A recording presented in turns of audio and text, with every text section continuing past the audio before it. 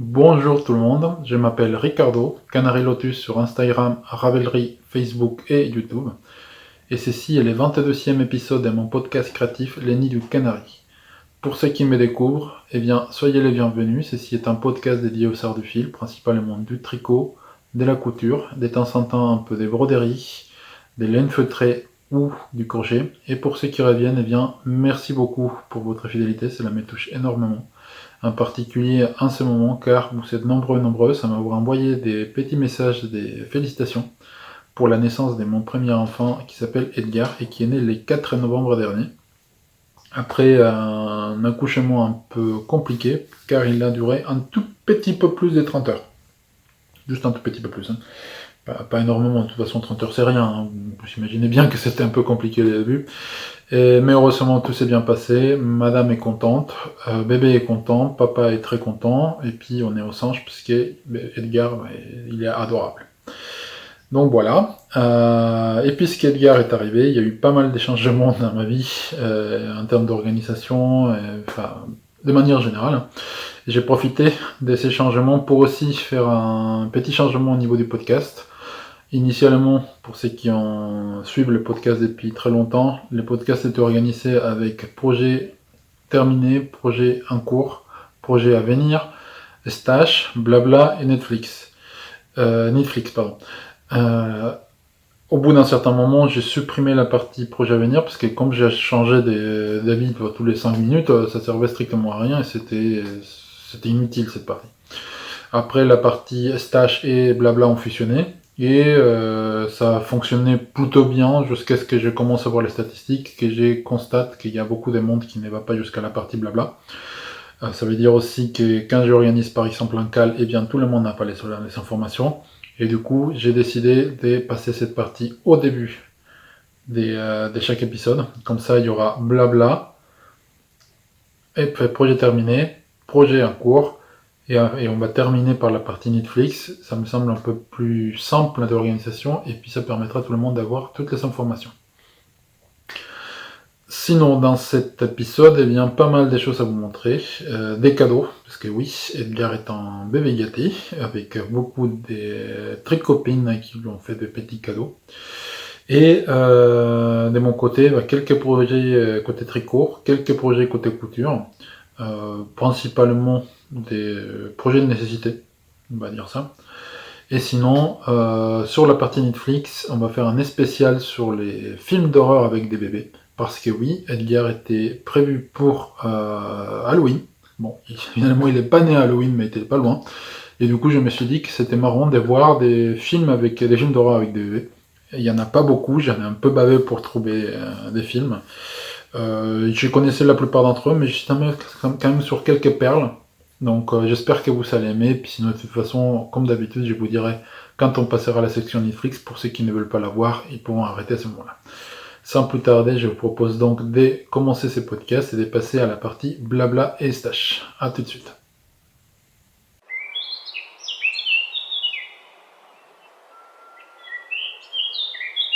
Donc section blabla, cette fois-ci, comme je vous disais, donc c'est la première fois que je vais tourner ça en début d'épisode. Et ceci est la 4e fois que je tourne la section blabla et je ne sais pas combien de fois j'ai tourné la partie introduction. Bon, d'une part, ça fait un petit moment que je n'ai tourné pas d'épisode, et surtout, je viens de me rendre compte que l'effet de proposer la section blabla en début d'épisode, un petit problème, c'est que si je parle du stage, ça va être trop long. Donc du coup, contrairement à ce que je vous ai dit tout à l'heure, je vais séparer les blabla et la partie stage, avec donc les stages toujours à la fin et la partie blabla au début, donc il y aura une section supplémentaire dans les podcasts. Voilà, à quoi on vient après, à savoir parler 30 minutes tout seul devant mon téléphone. Bref, blabla, cette fois-ci, donc je voulais vous parler des plusieurs choses. Donc première chose, c'est les cales. Cette année, donc j'avais organisé un certain nombre de cales, j'ai quoi 2 cales, dont les derniers toujours en cours, et c'est les cales des soissillons. Les cales des soissillons, c'était quoi? Tricoter de la layette, donc n'importe quel projet tricot ou crochet pour des enfants des 0 à 2 ans. Pourquoi 200? Ne me demandez pas, on m'a toujours dit que les layettes s'arrêtent à 200.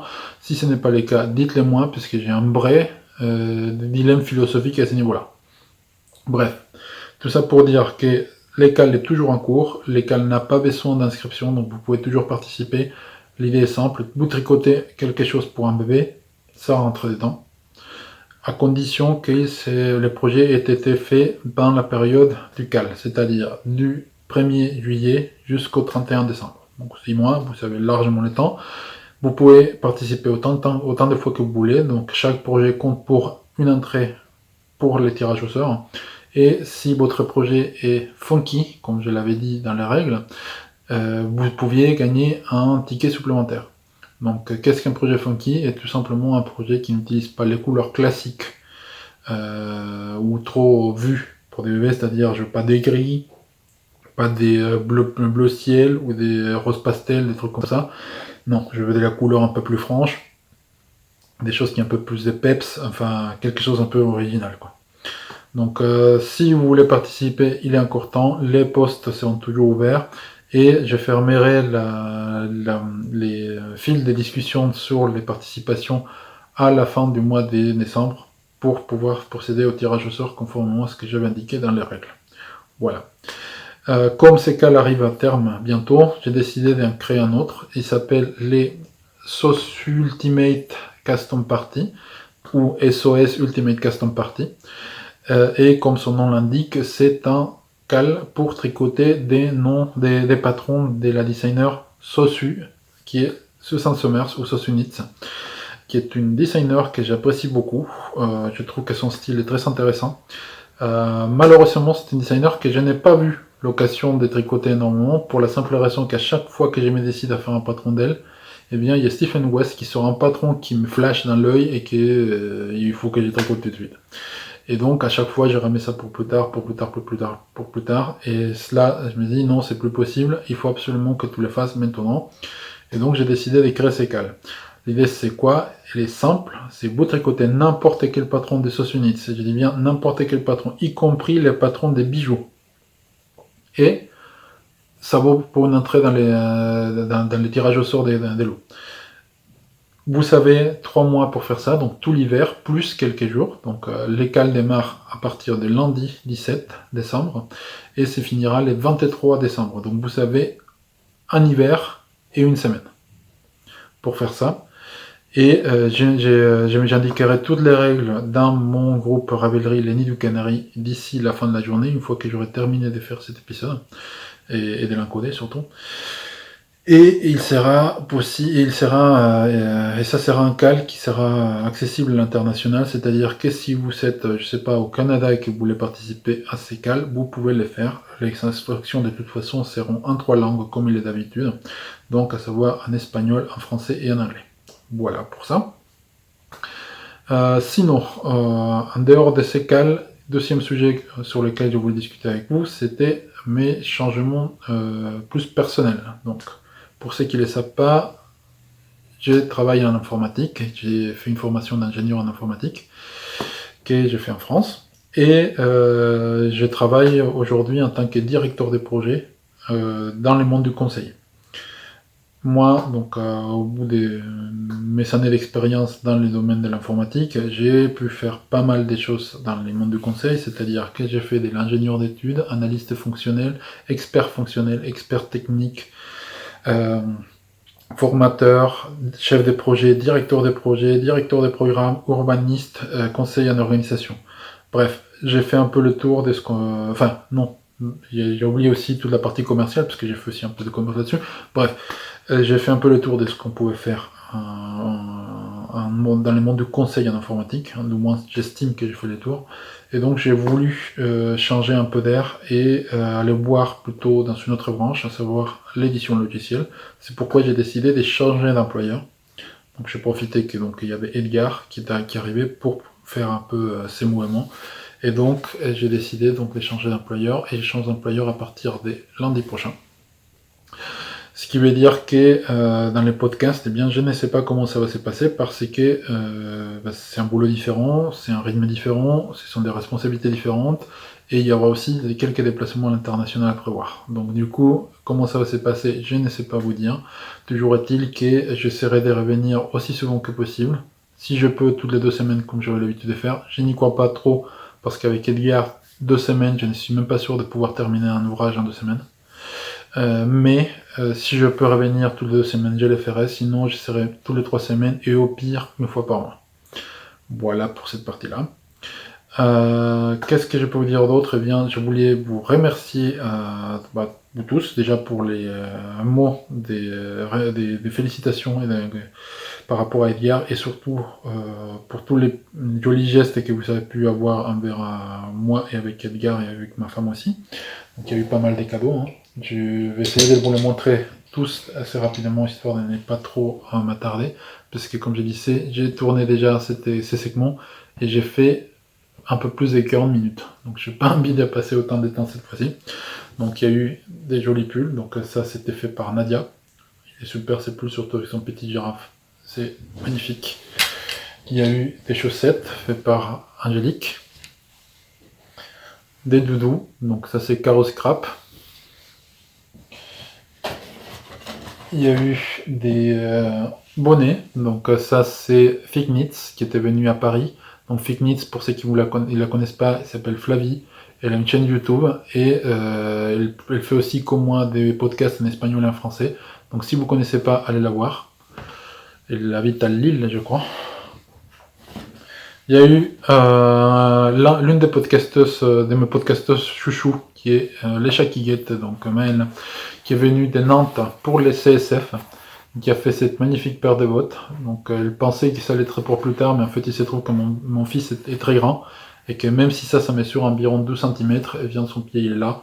Donc au final il s'utilise déjà tout de suite, d'autant plus que mon fils a un passe-temps, le passe-temps préféré de mon fils, c'est d'enlever ses chaussettes tout seul, avec les pieds, à l'intérieur de son pyjama, ou pendant qu'on est en train de les balader, histoire de les faire tomber par terre et les perdre. Donc, comme on ne peut pas les perdre, bien évidemment, on lui met des petites bottes, et comme ça, il est au chaud, et en plus, il ne perd pas ses chaussettes, c'est magnifique. Et en plus, elles sont super belles. Il y a eu des cadeaux créatifs, enfin, à créer plutôt. Donc, Véro, donc, qui a offert ses patrons, qui est Hugo, qui est une collaboration entre Ikati et Listeller, pour faire un sweat et un bonnet. Donc bon, le patron il commence à partir des 6 mois, donc je vais pas faire tout de suite, mais en plus il a eu les gestes d'offrir tous les nécessaires pour pouvoir le faire, donc j'ai hâte de pouvoir le faire. Et faire aussi, entre autres, ces petits doudous qui s'appellent, qui a un tag Mexico avec un joli chapeau. Je sais pas si vous pouvez le voir, j'espère que vous le voyez, mais en tout cas c'est un jouet que mon fils adore parce que toutes les couleurs, ça tire quand même son regard. Et au final, pour conclure, donc des cadeaux de Margiva, donc MJ, qui est venu chez moi pour faire un cours de portage. Donc pour ceux qui ne savent pas, Margiva, donc elle a une activité de doula. Et elle est venue donc dans ces cadres-là chez moi. On lui avait demandé de nous donner le cours des portages. Elle nous a montré pas mal de choses, heureusement, parce que ça m'a permis de porter mon fils plus simplement avec une écharpe et d'éviter de me flinguer les doigts à chaque fois que je l'ai fait. Et en plus, c'est super pratique pour l'endormir. Et non contente de venir nous faire ces super cours et de nous montrer plein de choses intéressantes, elle est venue avec des petits cadeaux, donc ces petits, on va dire, trucs, avec des couleurs qui attirent beaucoup l'attention de mon fils. Et quelque chose qui m'a beaucoup fait rire, qui est un jouet pour se faire les dents, qui est Arnold l'avocat. Donc je n'aurais jamais cru que je verrais ça, mais je trouve ça, l'idée en soi, je trouve ça juste trop marrant, quoi. Donc voilà. Donc merci beaucoup MJ. Voilà pour ce que je vais vous montrer dans cette partie-là. Je me propose de ne pas trop m'attarder et de ne pas aborder la partie stash maintenant. Ni les CSF dont je vous parlerai au même titre que de la grande mercerie dans la partie stash et qui viendra après la partie projet en cours. Sans plus tarder donc, je vous propose de passer à la partie projet terminé. A tout de suite.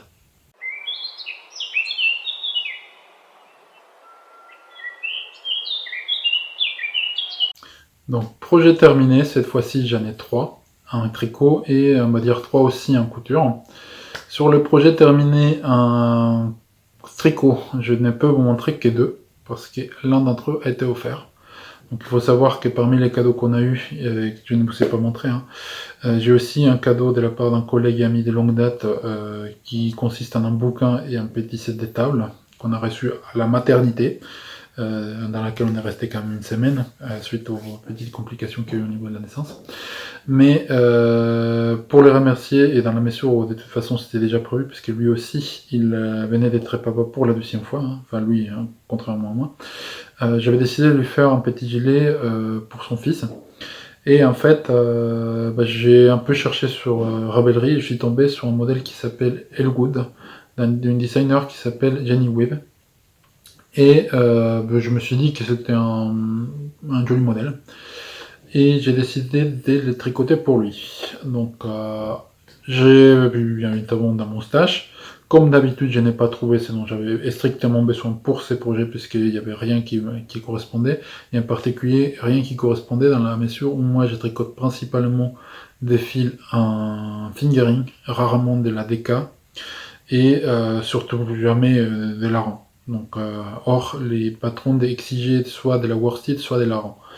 Donc, je suis parti à ma mercerie du coin et je suis tombé sur une qualité de chez Katia, qui est une laine industrielle que j'apprécie énormément, qui s'appelle Merino Aran, que je n'avais jamais testé et dans laquelle il y a, je crois que c'est 55% acrylique, 45% laine. Et je me dis, bon, je vais le tester. Donc je vous mets une photo du projet terminé à l'écran à l'instant. Donc j'ai acheté donc 2 pelotes, du coloris orange et une pelote de coloris bordeaux. Pour dire, ça devrait être suffisant pour faire les gilets. Et en plus, j'avais acheté des petits boutons en forme des chiens. Et je commençais à tricoter l'ouvrage. Donc il s'agit d'un gilet assez simple, c'est un raglan d'Evas. La seule spécificité donc, de ces patrons est les col-châles qui se forment par la suite. Et une patte de boutonnage qui est un point mousse et non pas un côte comme on a l'habitude de faire.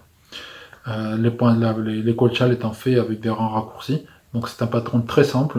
Pour les personnes qui ont déjà fait les flex, vous verrez que c'est grosso modo la même chose. Il y a juste les col-châles à rajouter. Hein. Mais c'est un patron qui est extrêmement agréable à tricoter et qui va pour le coup très très vite. D'autant plus que comme c'est un fil en Aran, ça se tricote en aiguille du 4,5. En tout cas, moi je l'ai tricoté en aiguille du 4,5. Comme c'est pour un bébé, je n'ai pas fait d'échantillon, donc je me suis lancé comme ça en live. Et j'ai consommé tout de même un peu plus, enfin pile deux pelotes quoi. Donc il y a une pelote de la coloris bordeaux et un tout petit peu moins d'une pelote de coloris orange qui ont été consommées. Donc il faut savoir que mon ami et collègue, enfin ex-collègue, eh bien il est un grand fan de Harry Potter, comme beaucoup d'entre vous qui me regardaient. Moi-même étant assez fan d'Harry Potter, hein. Mais lui il est côté Gryffondor alors que moi je suis plutôt côté Serpentard.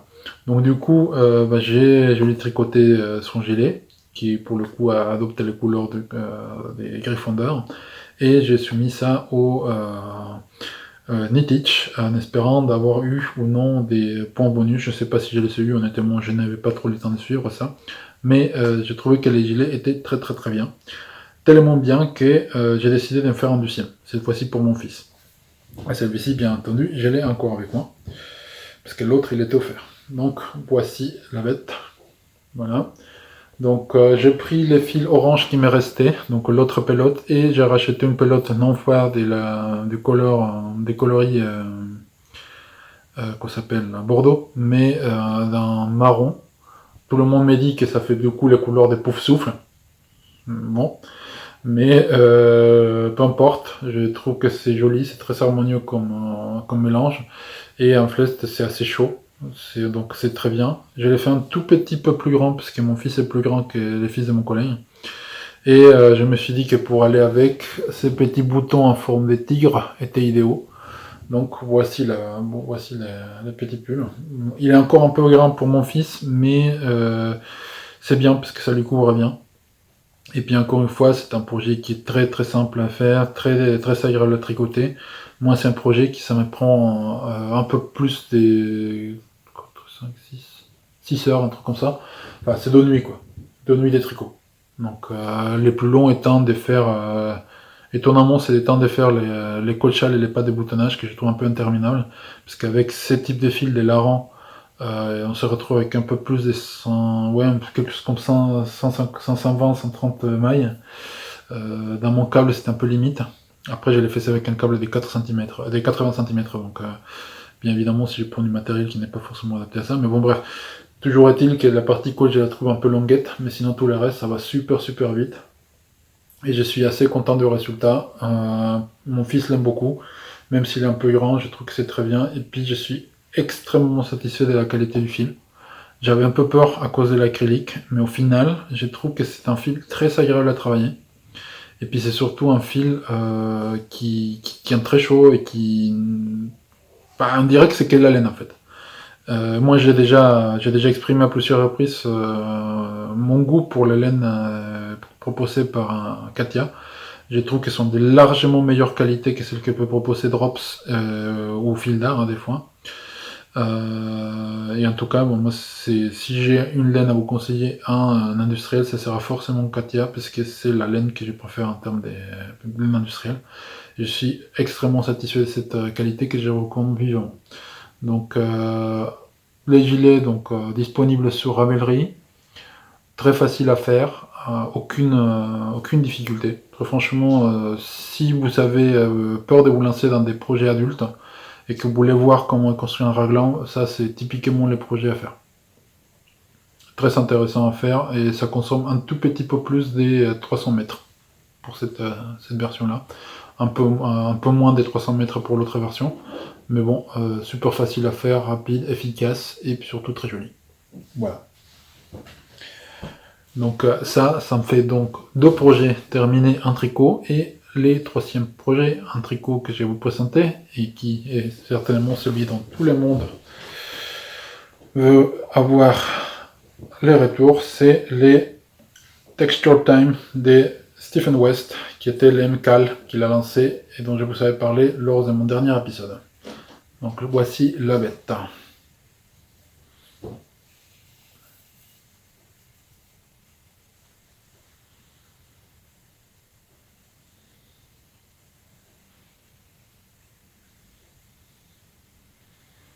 Donc, voilà, donc ces projets.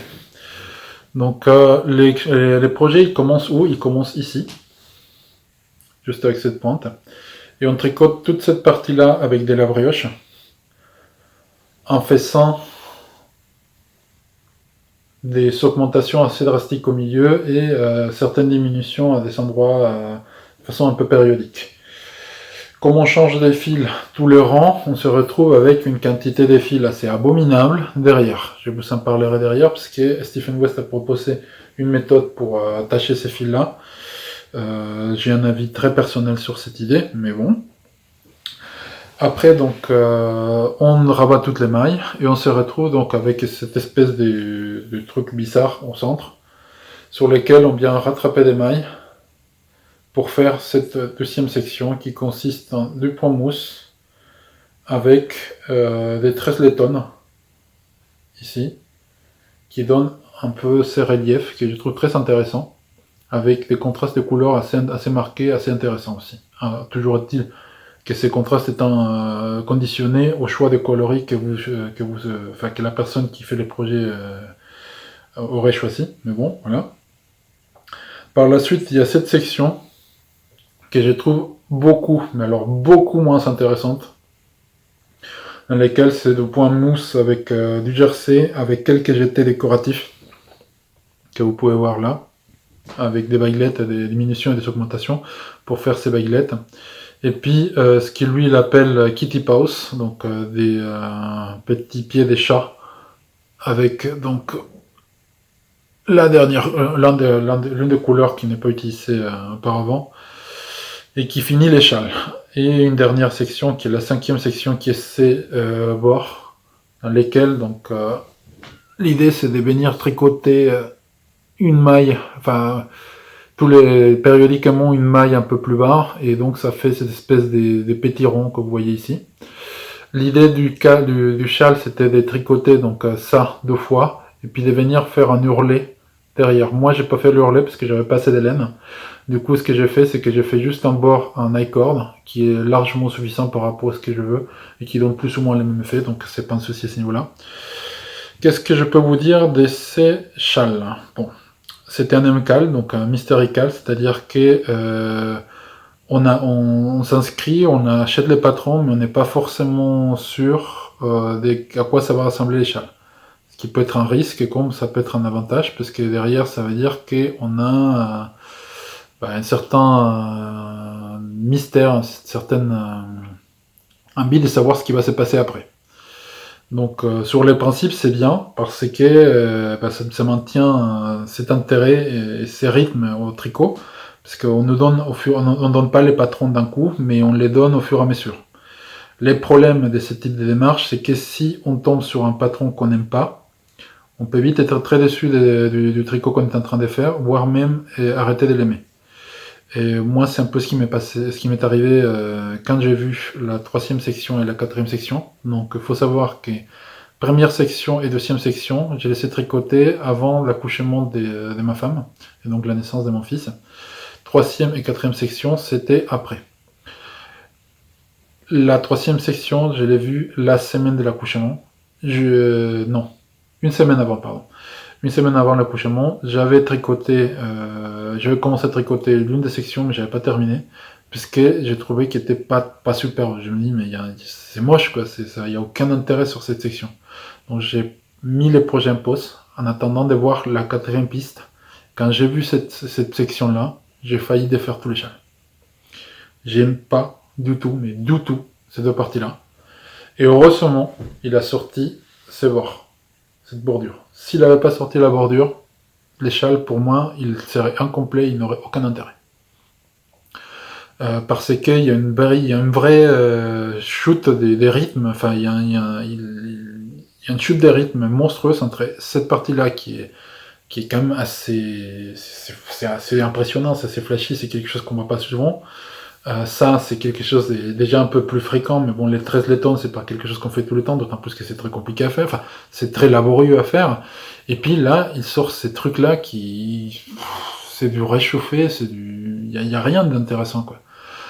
Et en fait, quand on boit les châles avec la bordure et sans la bordure, on se rend compte que sans la bordure, les châles n'ont aucun intérêt, en tout cas à mon goût.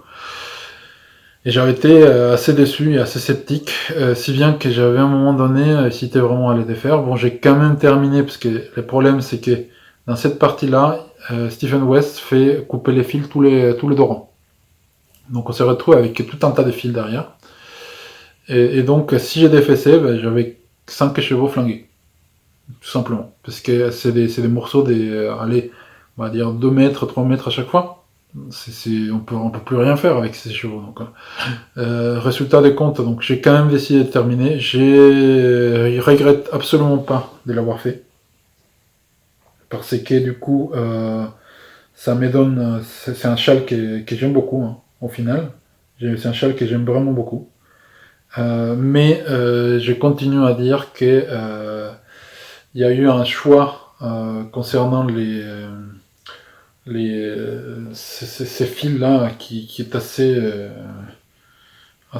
étrange en ce qui me concerne. Enfin, je vois pas trop pourquoi il a fait ça, dans quel but il a fait un truc pareil. Euh, voilà, enfin, j'étais un peu sceptique et je suis toujours assez sceptique de cette partie-là. Néanmoins, j'estime que l'échelle est quand même très intéressant à faire. Je pense, en revanche, que je ne ferai pas un prochain Mystical, parce que moi je fonctionne beaucoup sur parce que dire de l'affectif au niveau des châles, au niveau des couleurs, au niveau des mélanges. Et là, clairement c'est quelque chose qui me manquait dans ces châles. Donc c'est quelque chose que je ne referai pas, je ne referai plus des Mystical. C'est pas quelque chose qui m'intéresse, c'est pas quelque chose qui me botte. Mais au final, c'est un châle que j'aime beaucoup. Et qui, par rapport au coloris, je trouve que ça donne bien. Euh, un peu plus sceptique sur cette couleur que je trouve un peu trop flashy par rapport au reste, mais bon, j'aime bien ces châles, j'aime beaucoup. Est-ce que je peux vous recommander de le faire? Non, je ne pense pas, parce que si vous n'aimez pas, c'est trop laborieux pour pas grand chose en fait. Et ce qui est bien en train de me dire qu'il y a des trucs qui sont en train de se découvrir, donc il faut que je remette les films, mais bon, c'est pas grave. Donc bon, très très beau châle, un peu laborieux. Moi, les derniers modèles de Stephen West, et malgré tout l'intérêt et l'amour que j'éprouve pour ses patrons, je trouve que dernièrement, ce qu'il fait, c'est assez. Il n'y a pas de constance en fait. J'ai l'impression qu'il y a des fois, il manque cruellement d'inspiration. Des fois, c'est super inspiré. Des fois, c'est pas constant. Il y a des choses où j'ai l'impression qu'il a sorti les patrons juste pour les sortir. Et ces patrons-là, je trouve que c'est un peu ça ce qui s'est passé. C'est-à-dire que tous les 100, il fait un mystérical, et là, il fallait sortir le mystérical. Il avait une super idée avec les deux premières sections, et après, il savait plus quoi mettre, donc il a mis ça. Et quand il s'est rendu compte du résultat final, lui aussi, il a dû les trouver incomplet, hein, et il a rajouté cette bordure qui sauve les châles. Et heureusement, la seule chose que je peux dire, c'est que la forme étant ce qu'elle est, bah, il est super agréable à porter, et j'étais assez étonné de voir que ces formes puissent fonctionner aussi bien en châle. Donc chapeau pour ça, mais en dehors de ça, assez sceptique de manière globale sur l'exercice. Voilà. Qu'est-ce que je peux dire sinon? Bon, les fils, ce sont des fils que j'avais eu un cadeau, donc ça c'est Hula Hoop des Hedgehog Fibers, qui est un fil qui m'avait été offert par Caroline Création à l'AOF l'année dernière. Il y a ces fils violets, qui est un Gobble Gobble, qui est un cadeau que j'avais eu pour les Strixie Color Cal.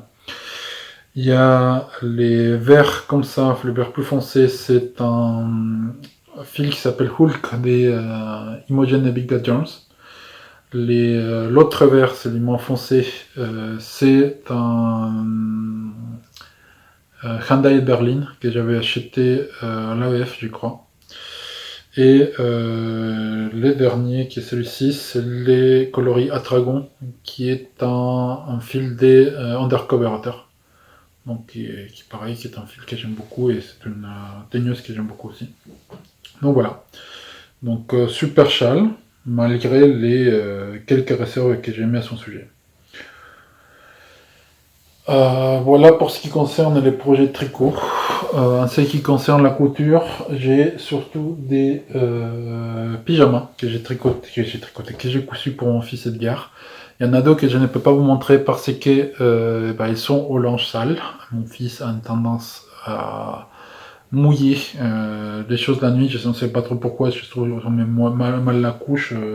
Ça fait 2 ou 3 fois qu'il nous fait les coups, qu'il s'est réveillé en hurlant parce qu'il est tout mouillé. Mais on comprend pas pourquoi, parce que tout est en ordre. Mais bon, je sais pas. Si quelqu'un a une idée, on est très intéressé à savoir ça. J'ai cousu donc des pyjamas pour lui. Pourquoi? Parce que à la naissance, dès la naissance, il l'utilisait un mois. Et là, aujourd'hui, il ne peut utiliser que du 3 mois. Et pas que du 3 mois normal. Il est obligé d'utiliser du 3 mois type Icati Cordoba, pour la simple raison que le modèle Icati Cordoba, c'est une combinaison avec un t-shirt et un pantalon en sarouel. Et c'est intéressant parce qu'il n'a pas de contraintes au niveau de la longueur des jambes. Aujourd'hui, il ne peut plus mettre d'un mois parce qu'il rentre plus dedans. Mais du 3 mois, c'est trop long en termes des jambes. Au niveau du corps, c'est nickel, mais au niveau des jambes, c'est encore un peu trop long. Ce qui fait que 3 quarts du temps, il finit par sortir les jambes de la jambe du pyjama qu'on aurait pu lui mettre en 3 mois. Et après, on ne sait pas trop comment il fait. Il met les deux jambes sur la même, il met les deux pieds ou les deux jambes sur la même jambe du pyjama. Et après, il se met à rouler parce qu'il ne peut plus sortir. Donc, pour éviter ça, les sarouels sont nickel, parce que c'est un pantalon dans lequel il n'y a pas les pieds ne sont pas emprisonnés. Et donc, avec les borcottes, ça lui bloque, il ne peut pas sortir la jambe, et c'est nickel. Et donc, j'ai décidé de lui en faire 5. Donc, je vous mets les photos des deux qui sont terminées. Et je vous présente les autres. Donc, il y a celui-ci, avec un tissu que j'avais acheté chez Lille Wissel, et avec lequel je vais utiliser un borcotte rose. Il y a celui-ci qui est un tissu de chez Icati, que j'avais acheté en ligne, pas sur les stands, malgré le fait que j'aurais pu les faire dans les stands, mais bon, je préférais payer des ferait des porcs, c'était plus drôle.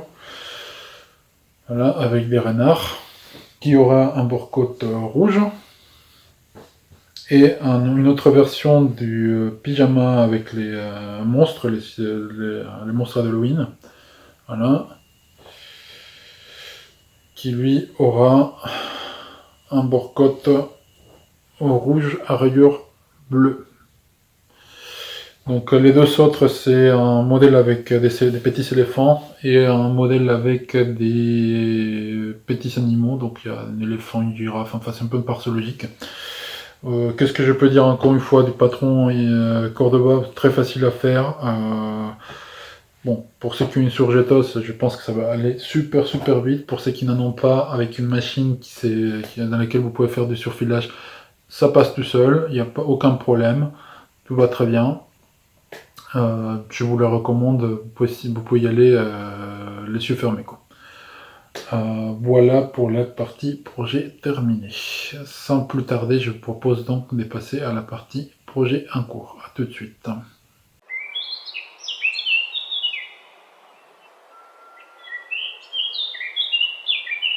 Donc projet en cours, cette fois-ci un projet en cours, j'en ai deux projets en tricot et un projet en couture.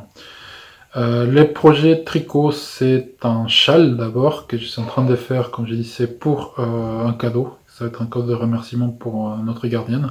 Comme je l'avais indiqué tout à l'heure, la gardienne de mon immeuble a essayé de nous rendre visite à la maternité. Bon, elle n'a pas pu le faire parce qu'elle n'avait pas le nom de la chambre, le numéro de la chambre, et qu'elle n'avait pas notre numéro de téléphone.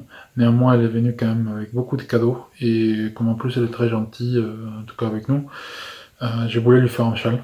J'ai choisi donc de faire les châles Sosal des Anna Haynes ou Jenny Haynes. Je mettrai les données à l'écran. C'est un châle tout simple, hein, que vous voyez absolument pas parce que bon, voilà. Qu'est-ce qu'il y a? Donc c'est un châle en demi-lune qui commence par des rayures. Après il y a une section en ras raccourci qui permet de faire comme une virgule, et puis de l'autre côté la même virgule mais avec l'autre couleur, ça se fait avec deux couleurs. Puis derrière, une fois qu'on a fait les deux virgules, on est censé reprendre des rayures. Les châles, je les fais avec du fil de la Fefil, donc les fameux cheveux écume que j'avais acheté au CSF, dont j'ai acheté 3 exemplaires, avec les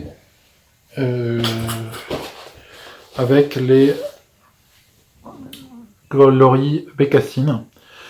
Simplement, moi, je suis en train de suivre les patrons avec la même taille d'aiguille et j'ai un vieux doute. Parce que là, les châles, je suis à la fin de la 3e section, donc il me restait 4 rangs pour finir la 3e section, donc la 2e virgule. Après, je reprends juste des rayures et les châles est censé se terminer. Sauf que, vu la quantité de laine qui me reste, il y a certainement un problème. Soit j'ai mal lu et j'ai mal pris la mauvaise taille des laines, enfin la mauvaise qualité de laine.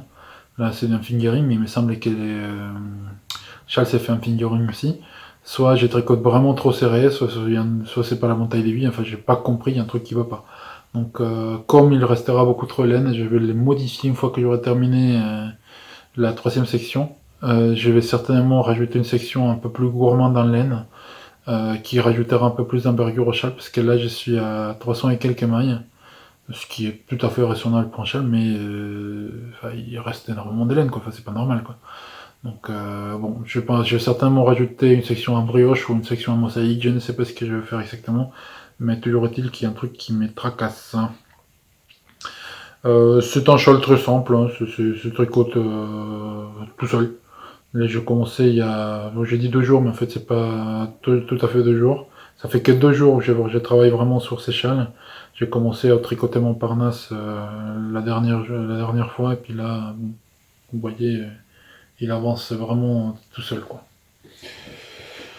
L'autre projet en cours que j'ai, c'est un projet que j'ai fait uniquement, exclusivement à la maternité pendant qu'Edgar naissait. Je l'ai pas terminé parce que bon, je faisais pas que ça quand j'étais à la maternité, hein, mais c'était vraiment que pendant la labeur d'accouchement.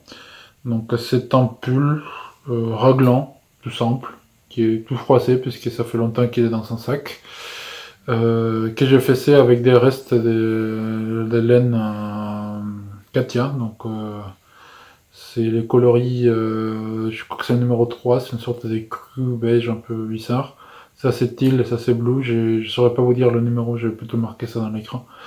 Euh, c'est un modèle qui ne suit aucun patron, que j'ai fait un peu au pif, pas comme la plupart des petits pulls que j'ai fait dernièrement. Voilà, la formule est simple, hein, une fois qu'on sait qu'on fait un raglan, derrière on fait sa sauce, en se disant que voilà, mon échantillon est des temps, et puis on commence à faire ces trucs à soi-même.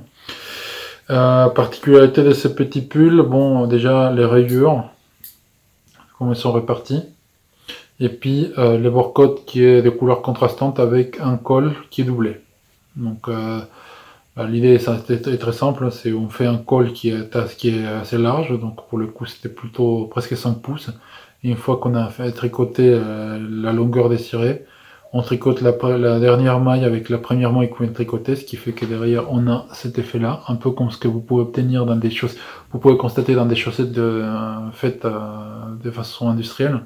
Vous voyez ça, en fait c'est la même chose. Donc elles sont doublées et puis on obtient quelque chose d'assez dodu tout en gardant une bonne élasticité, ce qui pour un bébé est largement est strictement nécessaire parce que mettre quelque chose sur la tête d'un bébé c'est assez compliqué. Voilà, je vais pas terminer parce que je voulais terminer mon châle Texture Time, mais je pense que d'ici la semaine prochaine il va être terminé parce que je vais certainement les reprendre. Voilà. Qu'est-ce que je peux dire d'autre de ça? Bon, bah, vous connaissez mon avis que j'ai déjà donné sur le fil Katia. Ce sont des fils que j'aime beaucoup et à l'occurrence là les couleurs je trouve assez intéressantes et assez jolies. Voilà. Sinon, côté couture, donc bon, je vous ai déjà présenté ça. Ils sont pas terminés, ils sont presque terminés. J'ai resté juste à mettre les borcottes, mais j'ai pas eu le temps de les faire. L'urgence était de les faire au moins 3 pyjamas, chose qui a été faite. Donc il reste 3 autres à terminer, mais ça va aller vite. Voilà pour tout ce qui concerne les projets en cours, tout en sachant que j'ai aussi mon Ravello que j'avais repris rapidement pendant qu'on était à la maternité, et aussi les Excuse Me Sweater, où il manque que les manches, mais que je n'ai pas repris parce que j'en avais marre de tricoter du fil DK. Moi j'aime beaucoup la fingering et la DK, tricoter la DK et la rente, ça commence à me taper un peu sur le système. Donc j'ai préféré passer sur un projet fingering, c'était beaucoup plus ce dont j'avais besoin en ce moment, même s'il fait froid.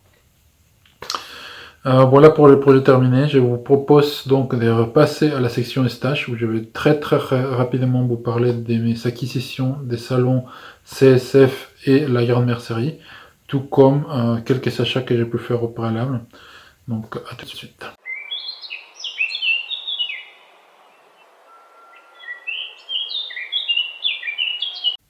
Donc stash, mise à jour du stash, bon, vous l'avez remarqué dernièrement dans les quelques 3 ou 4 derniers épisodes, il n'y a pas eu beaucoup d'achats. Et ceci est très simplement parce que, après avoir mis un jour mon stash dans Ravelry, il s'avère que j'ai un peu plus de 45 kg de laine. Et quand on sait que cette quantité ne tient pas compte de tous les fils industriels que j'ai également, ça veut dire que grosso modo chez moi je dois avoir quelque chose qui avoisine les 60 kg de laine, ce qui est énorme. Je suis un tricoteur qui consomme quand même une quantité de laine assez importante par mois, mais à aucun moment je pourrais utiliser 45 kg de laine comme ça, quoi. Donc il y a soit je vais faire un gros destache, chose qui me ferait un peu mal au cœur, soit j'ai tricoté ce que j'ai déjà dans mon stash, et c'est la solution que j'ai prise.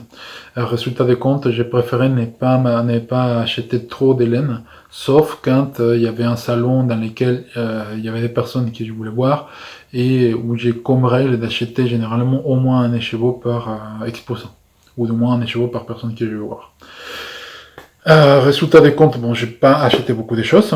Et au CSF, je me suis un peu lâché. Même si, par rapport à mes habitudes, je suis resté raisonnable parce que je suis parti avec Pas plus des... Enfin, je suis parti à 8 chevaux de la Féfil au CSF et 4 chevaux des Imogènes à la Grande Mercerie. Sachant qu'Imogen était venu à Paris un peu avant, je crois que c'était au mois d'octobre, je crois, et que je lui avais pris aussi 4 chevaux lorsqu'elle était venue. Donc je vais vous présenter donc ces acquisitions que je garde aujourd'hui dans un joli pochon de la Grande Mercerie qui est brodé, que je trouve très joli, très très joli. Pourquoi je les garde pas dans mes endroits habituels? Généralement, j'ai des boîtes transparentes comme celles qu'on peut trouver chez Ikea. Moi, je l'achète pas chez Ikea parce que je vais rarement chez Ikea, mais je garde mes trucs, mes laines là-dedans. Pourquoi je les garde pas là-dedans? Pour la simple raison que j'ai plus de place. Encore une fois, donc je les garde là où je peux. Et comme en plus, j'ai décidé déjà des projets par rapport à ces laines, je préfère les savoir à la main assez rapidement. Donc, chez Imogen, quand elle était passée à Paris, il n'y a pas si longtemps que ça, je lui ai pris 4 chevaux de sa qualité Malouine. Donc, Merino Malouine, c'est Merino 80%, 20% soie.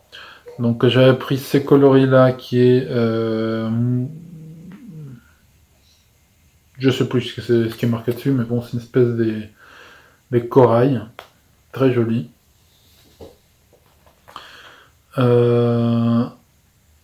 Cette espèce de violet qui s'appelle Hidero Jack, qui je viens de me rendre compte que j'ai pris aussi dans une autre basse. Et c'est des chevaux qui s'appellent Baby Lotus, qui je crois était nommé en honneur d'Edgar, parce que pour ceux qui suivent mon compte Instagram, ils sauront que quand je parle d'Edgar, donc mon fils, à chaque fois son tag c'est Baby Lotus. Et donc Baby Lotus, c'est cette coloris un peu vert. C'est pas anis. Oh, quoi que si, c'est vert anis. Enfin, c'est un coloris un peu vert anis que vous voyez certainement turquoise à l'écran, mais qui est très difficile à...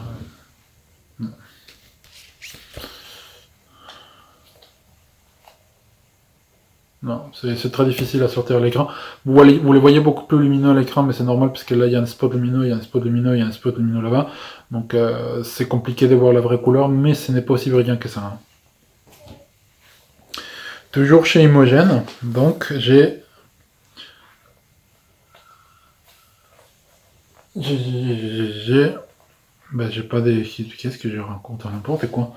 Ça, c'est pas du Malouine, ça c'est du Happy Fit, alors que ça c'est du Malouine, et c'est ce que j'ai dit, je crois que c'est la même couleur. Oui, c'est ça, c'est la même couleur. Sauf que là c'est une balle Malouine, là c'est une base Malouine, et ça c'est une base Happy Fit. Le Happy Fit c'est 100% Mérinos, ultra tordu, alors que l'autre c'est Mérino soie. En basse Fluffy, donc 100% Mérinos, mais en single, j'ai ces jolis rouge sang qui s'appelle des Royal Tenenbaum, qui est une très très jolie couleur, que j'ai pris à la Grande Mercerie, tout comme celui-ci, hein, des Happy Fit.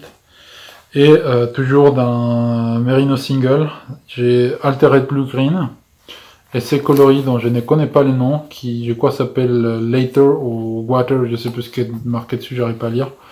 Mais l'idée c'est de faire quelque chose avec ces quatre couleurs ensemble. Ça va être assez sombre, mais je compte à rajouter une couleur un peu plus péchue pour faire quelque chose d'assez intéressant. Je ne sais pas encore ce que je vais faire. Au CSF, j'ai pris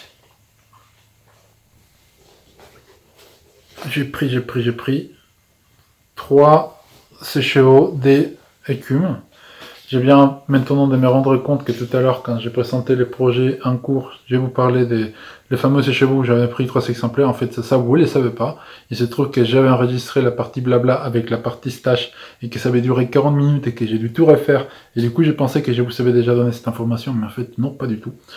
Donc, en fait, pour l'histoire, je suis allé voir la Féfil parce que je voulais acheter un écheveau pour, un ou deux écheveaux pour faire un châle pour ma gardienne. Pourquoi? Parce que ma gardienne s'est montée très gentille avec Edgar, il lui a acheté plein de cadeaux. Et bon, pour la remercier, je voulais lui faire un châle, d'autant plus qu'elle est toujours très attentionnée avec nous, et toujours très très très gentille. Donc je voulais acheter un ou deux chevaux. Donc je suis tombé sur cet chevaux-là qui s'appelle Écume. J'ai pris que des chevaux dans sa base 100% Mérinos. Hein. Sur Mérinos Super Wash. Donc j'ai tombé sur cet chevaux qui s'appelle Écume, qui est un coloris un peu gris. Oui, gris sablé. Je saurais pas vous décrire le coloris principal, mais c'est une espèce de taupe gris un peu bizarre. Après, vous allez me dire, oui, mais quand on sait pas comment s'appelle une couleur, on dit que toujours que c'est taupe. Mais bon, je sais pas vous la décrire. La couleur que vous voyez à l'écran, c'est la vraie couleur. Avec des speckles sur vert et bleu foncé. Et en fait, je suis tombé sur Kali, donc cette année Kali sur Instagram, qui me montre 3 de ses chevaux, mais il dit, mais regarde, comme ça tu peux choisir celui qui a les speckles que tu aimes le plus. Et en fait, j'ai bien aimé les 3. Donc forcément, j'ai dit, bah écoute, je vais prendre les 3. Sauf que pour faire les 3, il fallait que je trouve donc au moins 3 chevaux supplémentaires pour faire quelque chose avec chacun de ces chevaux. Donc j'ai pris les coloris bécassine pour les premiers châles, donc voilà. Après je me suis dit, bon, puisque je fais un châle pour la gardienne, je veux aussi faire un châle à sa fille. Et donc j'ai pris les coloris Ernest, qui est ces bleus marine très jolis. Et après je me suis dit, pourquoi pas me faire un châle pour moi aussi. Sauf que moi, un châle avec 2 chevaux, c'est beaucoup trop petit. Donc je suis parti sur 4 chevaux. Et j'ai pris donc le coloris Mister Jean des Nîmes, les coloris framboise dans tes doigts, framboise au bout de tes doigts, et ces coloris sur lesquels j'avais flashé depuis, dès que je suis arrivé à son stand, au CSF, qui est Oops Limited Edition, c'est un vert, noir, bleu, très joli, qui me fait beaucoup penser au coloris Atragon que j'utilisais dans mon châle. Vous voyez, c'est un peu le même style de coloris, les noirs en plus, mais qui est un mélange des verts et des bleus que j'apprécie particulièrement. Donc voilà. Et voilà ce que j'ai pris donc comme laine pendant les CSF, la grande mercerie et lors d'une visite éclair des Imogènes à Paris juste après Inverness. Donc j'ai pas pris plus des choses que ça. Comme j'ai dit, je suis resté relativement, vraiment relativement, ça dépend par rapport à qui, hein, raisonnable vis-à-vis de mes achats, enfin de mes habitudes d'achat. Et ça, c'est tout simplement parce que j'ai beaucoup trop de laine aujourd'hui pour me permettre d'acheter des quantités industrielles à chaque fois que je veux un stand de laine, même si la tentation est trop forte et que malgré mon soi-disant self-control, je me retrouve bien avec 16 chevaux des plus.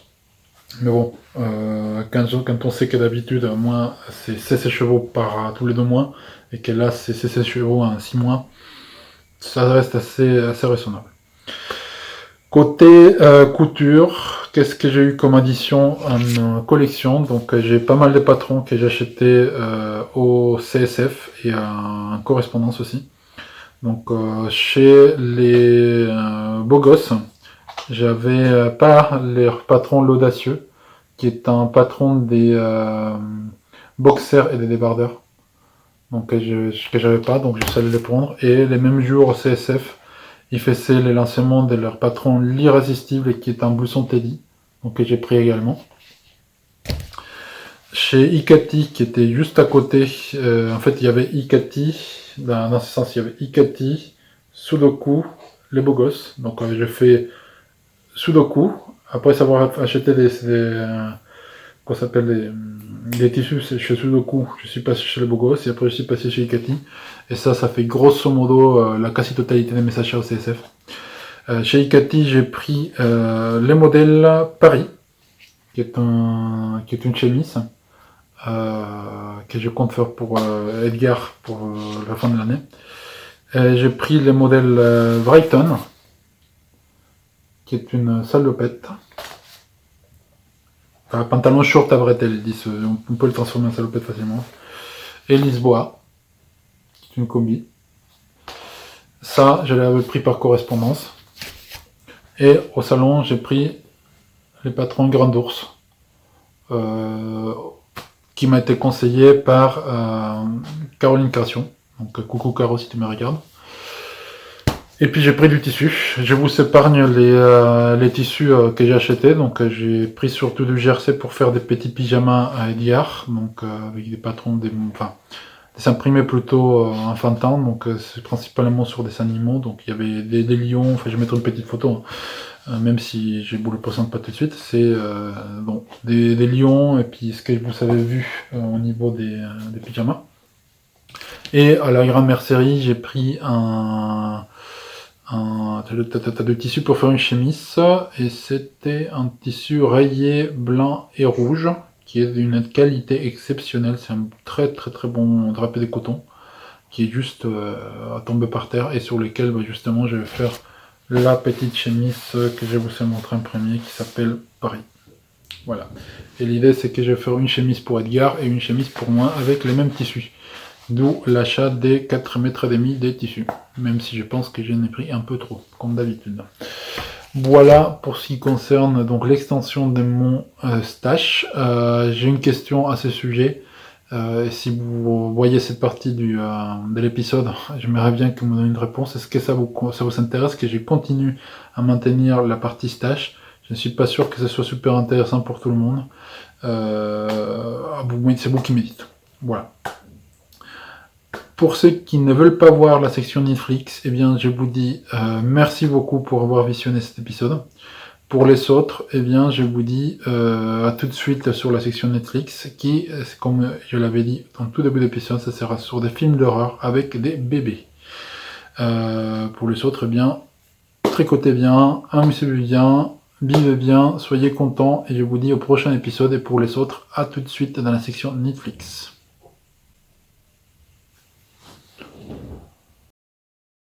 Bon, je retourne juste 30 secondes avant que vous puissiez voir la partie Netflix, parce que je voulais tout simplement joyeusement de les faire dans la partie stash.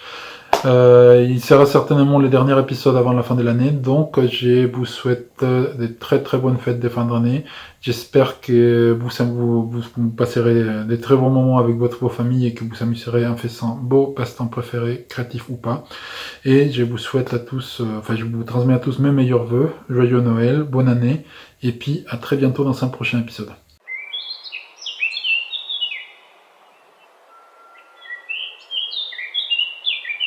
Donc section Netflix, cette fois-ci, comme je l'ai indiqué, je vais vous faire un spécial film d'horreur avec des bébés. Donc pour l'anecdote, donc sans les faire exprès, donc Edgar devait naître normalement les 31 novembre, octobre, non, les 30 octobre, pardon, j'ai n'importe quoi. Donc ça devait être donc un bébé d'Halloween, d'où les choix de ce tissu pour son premier petit pyjama. Bon, le terme a été dépassé, il est né finalement le 4 novembre. Mais pour rester dans les thèmes, je me suis dit que ce serait marrant de faire quelque chose de spécial bébé. Simplement, j'étais partagé entre faire quelque chose de plutôt film à regarder avec son bébé ou avec une thématique principale autour d'un bébé, plutôt mignon ou plutôt comédie, ou alors rester dans mon terrain, on va dire, des jeux préférés, c'est-à-dire les films d'horreur et les thrillers. Et au final, c'est ces derniers qui a primé, pour la simple raison que dernièrement, j'avais pas vu beaucoup de films d'horreur et que j'étais en manque, donc mon sévrage n'étant pas assez effectif, j'ai décidé de re-regarder des films d'horreur et je suis tombé sur quelques perles, dont une que je ne connaissais pas du tout et que je vous recommanderais très bien de voir. Et du coup, voilà, j'ai décidé de vous parler des 5 films, dont certains sont des classiques. Enfin, il y en a un qui est un classique que vous devez tous connaître, et je vous parle donc de Rosemary's Baby, qui est un film des 1967. Attendez 30 secondes. Non, c'est les 68, je pensais que c'était 67. Dirigé par Roman Polanski, donc pour ceux qui l'ont jamais vu, c'est un film dans lequel on raconte un peu la grossesse de Rosemary, à qui, bon, il y a des gens qui l'aident plus ou moins, on sait pas trop, c'est toujours un peu louche, et elle comprend pas tout ce qui se passe, sa période enceinte ne se passe pas normalement, il y a des trucs un peu louches, et en fait il se trouve qu'elle avait été imprégnée par le diable, et donc elle a les bébés du diable. Voilà. C'est super gay. Hein. C'est un chef-d'œuvre.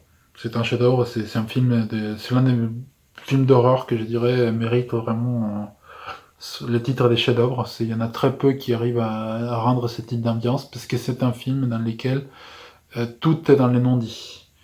C'est-à-dire que c'est filmé, l'histoire est construite de telle façon et c'est filmé de telle façon qu'on n'a pas besoin de montrer des choses bizarres ou cheloues pour qu'il y ait cet effet des malaises ou cet effet d'horreur, justement. C'est un vrai film d'horreur au sens propre du terme, ce n'est pas du scare jump, ce n'est pas tout ce genre de trucs qui au final sont souvent usés et abusés des films qui n'ont pas un grand intérêt.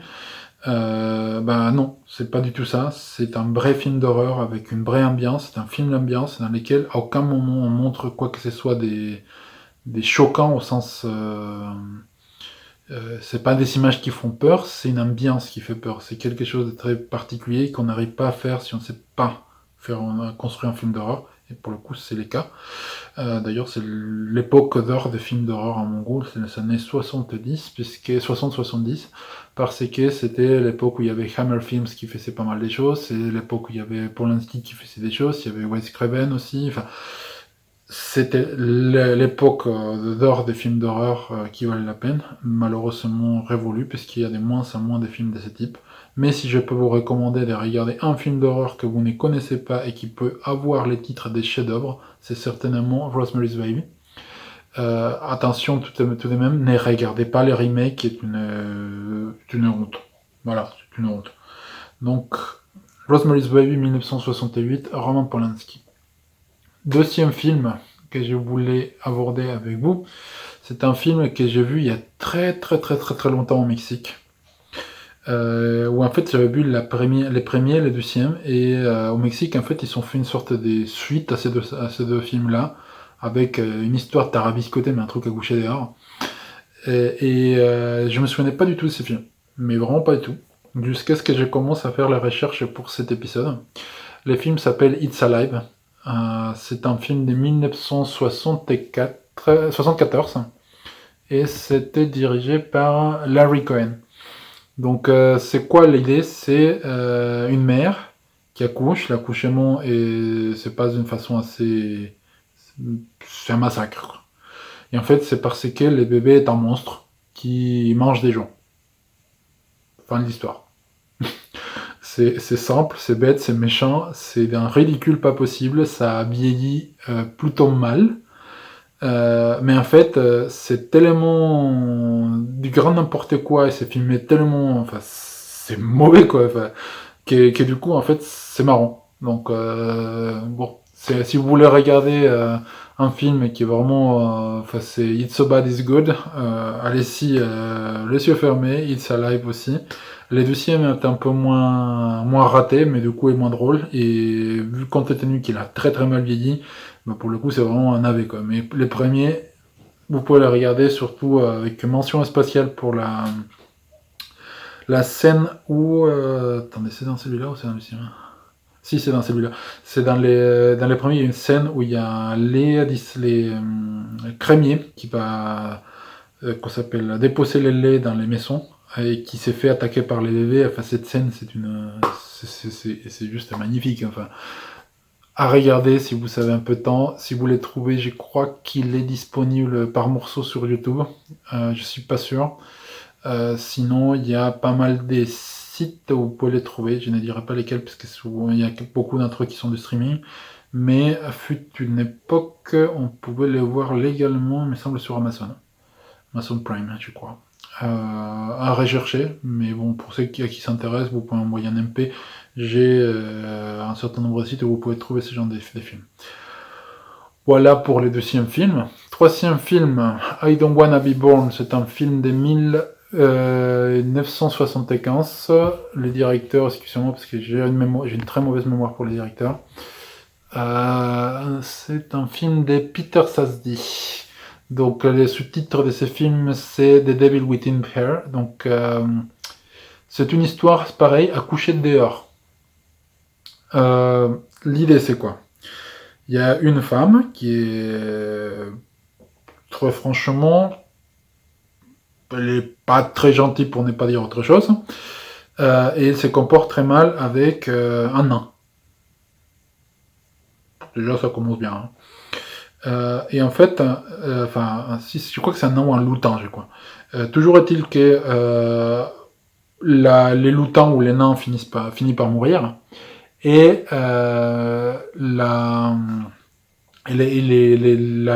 que la dame, elle est enceinte. Et donc les bébés, donc la bestiole ou l'être en question, se réincarne dans son bébé, et du coup, ça donne lieu à un bébé tueur.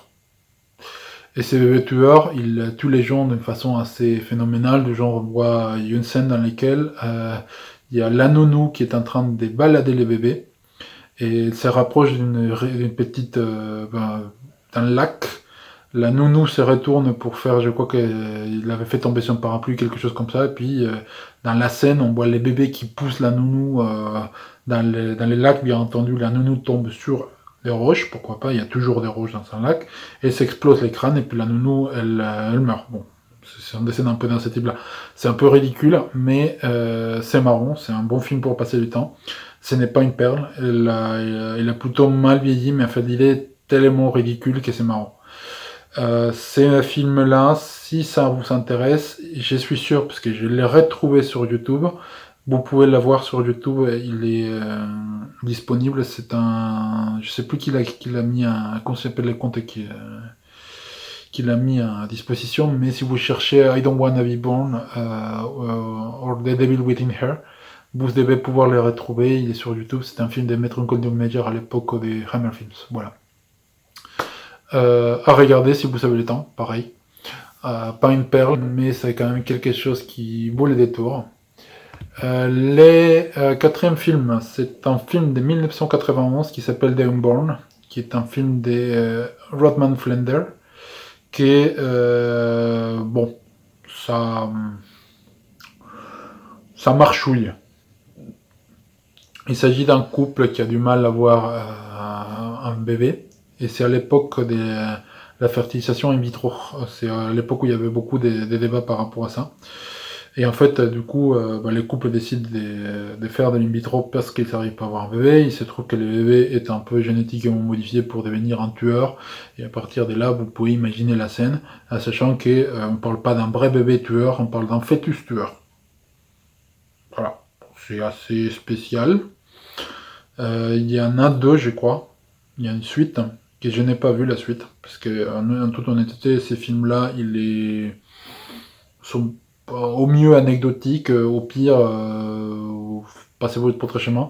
Je les cite uniquement parce que c'est rare de trouver des films qui ont ce type de thématique. Et voilà, ça pouvait être un film. Ça a très mal vieilli, je trouve. Mais bon, ça peut être regardé si vous n'avez pas d'autre chose à faire. Et les derniers, c'est un film dès 2009 qui, pour le coup, je vous recommande de voir, qui s'appelle Grace. C'est un film qui était dirigé par Paul Solé. Je sais plus si c'est un film français ou canadien. Je sais plus, mais en tout cas, l'histoire est assez sombre. Il s'agit en fait d'une mère qui perd son enfant et son mari au cours d'un accident des voitures. Donc elle était enceinte et elle perd l'enfant. Mais au final, elle refuse de croire que l'enfant est mort, et elle arrive quand même à coucher d'un bébé qui s'appelle Grace. Sauf que le bébé n'est pas normal. Il mange pas du lait, il mange du sang. Et à partir de là, donc, et en fait, la façon dont c'est construit, on ne sait pas trop si c'est un rêve, si c'est un délire de la femme, si c'est vraiment le vécu comme ça. C'est un film qui est pareil, un peu dans les non-dits, dans les supposés, c'est toujours un peu ambigu. Et du coup, la construction est suffisamment bien faite pour que le film fonctionne. Donc, belle trouvaille que j'ai trouvé juste hier. Donc, je me suis couché un peu tard en regardant ces films. Mais je sais qu'aujourd'hui, vous pouvez les visionner sur Amazon Prime. et qu'il est disponible sur iTunes, qu'on s'appelle dans la boutique française, il est disponible. Donc si vous voulez ça, bah, allez-y. D'ailleurs, maintenant que je suis en train de voir ça, parce qu'en fait dans mon site, dans les sites, je trouve les informations, mais il se trouve qu'ils disent où est-ce qu'on peut les regarder. Donc Unborn, vous pouvez les regarder sur Amazon Prime. I Don't Wanna Be Born, il est disponible en free sur YouTube, mais sinon sur Amazon Prime il est disponible aussi. Rosemary's Baby, bon, celui-là, il doit être un peu partout, hein. Oui, voilà, il est un peu partout. Et même topo pour It's Alive, donc voilà où vous pouvez voir les films. Dites-moi d'ailleurs si ça vous intéresse que je vous dise à chaque fois où est-ce que vous pouvez voir les films de façon tout à fait légale. Si c'est quelque chose qui vous intéresse, je peux effectivement passer un peu plus de temps à préparer cette section, de sorte à ne pas vous dire des films que vous ne pouvez pas regarder, quoi. Donc voilà pour cette section Netflix et voilà pour cet épisode de podcast. Encore une fois, merci de votre fidélité, merci d'avoir visionné cet épisode jusqu'à la fin de la section Netflix. Je sais que c'est pas pour tout le monde et je sais qu'il y a des personnes qui n'aiment pas du tout les films d'horreur. J'essaye de varier autant que possible les contenus. Par ailleurs, je vous demande encore et une nouvelle fois, si vous avez une idée ou qu'il y a quelque chose qui vous botte en tant que film que vous voulez que j'aborde dans la section Netflix, n'hésitez pas à me dire dans les commentaires que vous voulez voir. Je sais pas, je donne une idée bête, hein, mais je veux voir un film avec des koalas dans l'espace. Ne me demande pas ça parce que je suis sûr que ça n'existe pas. Mais bon, qu'on s'appelle. Si vous voulez voir des films, une thématique un peu particulière, que vous voulez que je fasse des recherches pour trouver des films dans ces thématiques, n'hésitez pas, ça m'amuse toujours. Moi, je suis un grand cinéphile, donc regarder des films, c'est pas ça qui me gêne. Donc, si vous savez une idée ou il y a quelque chose qui vous tracasse ou que vous voulez que je retrouve, allez-y, vous pouvez me poser la petite question et voir si vous arrivez à me coller là-dessus. Il faut savoir que tous les films dont je vous parle, ce sont tous des films que j'ai regardés ou que ou dont j'ai lu dont j'ai eu l'occasion de regarder au moins des extraits. Je ne vous propose jamais des films que je n'ai pas vus ou dont je n'ai pas vu au moins une bonne demi-heure de film. Je ne vais pas vous dire que j'ai tous regardé parce qu'il y en a quelques-uns que je n'ai pas vu en entier. En particulier aujourd'hui d'Unborn, je vous dis tout franchement, je n'ai pas tenu au-delà des 45 minutes, j'ai trouvé que c'était pas intéressant.